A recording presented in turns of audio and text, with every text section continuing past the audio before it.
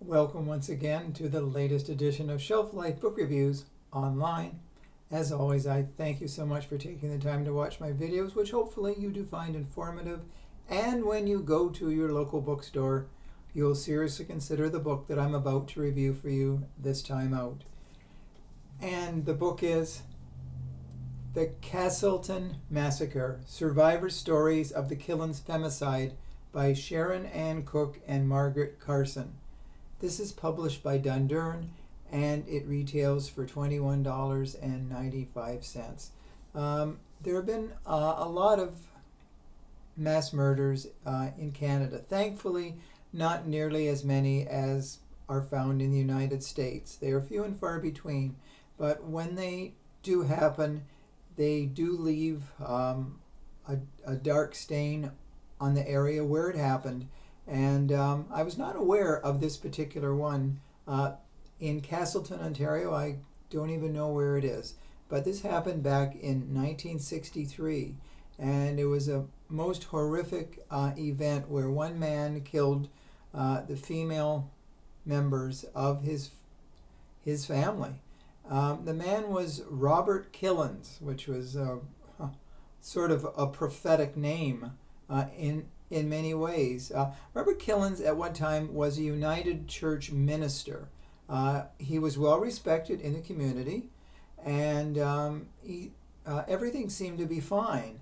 Then as time progressed, he became a more abusive and aggressive toward his wife and family, and it eventually involved in a separation and divorce from his wife Florence. Now, he was a rather odd man, even when he was married to Florence. He was diagnosed with diabetes, and he went to the hospital, and it was suggested that his foot be amputated. Well, he wanted no part of that, so he had two of his toes removed. And because of the two toes that were removed, he had trouble walking. So around the house, he started wearing slippers most of the time because shoes weren't comfortable. So on top of the slippers, he wore a pair of like winter galoshes, the old style of 50s and 60s galoshes with the buckles. There were several buckles, and he couldn't buckle them all up. So it's noted that people could tell that he was coming into a room because of the clanging sounds of the buckles that were loose. So it's an interesting thing. Well, one day, he liked guns. There's a photo of him in the book here with a gun. He looked really happy with the gun. The Beatles sang "Happiness is a warm gun." Well, he liked his guns. And so one day he really snapped, and he started killing members of his family, and they included his ex-wife Florence, who was pregnant at the time of the murder. There was also the daughter Pearl Campbell, who was 19. She was pregnant as well. And he also killed his older sister Gladys Killins, and another victim was Patsy, who was age 6. She was Florence's daughter from another partner. So the family dog was also killed as well too. So there were two children of Roberts who were in the house. One of them was Brian. He escaped, and Margaret, who is the co-author of the book, she hid under the bed, and she witnessed, a horrible, horrible event. Now, there were other people involved, such as Peter Miller. He was a teacher in the area. He somehow stumbled upon it, and he was shot and left for dead.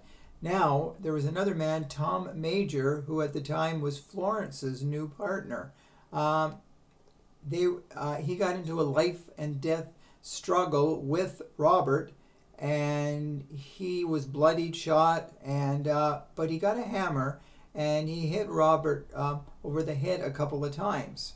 And so Robert staggered from the house, and he eventually went to a hospital, where he was in very serious condition because of the hammer, bludgeoned him in the head.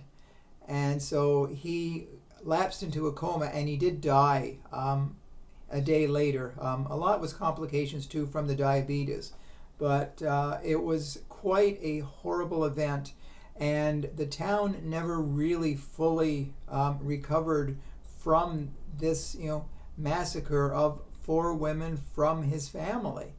And so the book is told in meticulous detail by, of course, the daughter, Margaret Carson, and Sharon Ann Cook, who is a noted author as well. So it's definitely a book that will leave you, feeling queasy at times at how a man like that could create such a horrible, horrible scene and become totally deranged.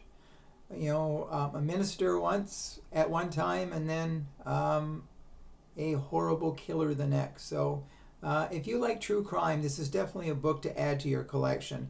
It's a book you will not ever forget. So that is the Castleton Massacre, that I am highly recommending. So if you do buy it, let me know if you do agree with my review. So thank you as always for watching my videos. Hopefully you will return for future ones. So until then, stay safe, stay sane, stay in touch, and I will see you at the bookstore. Bye for now.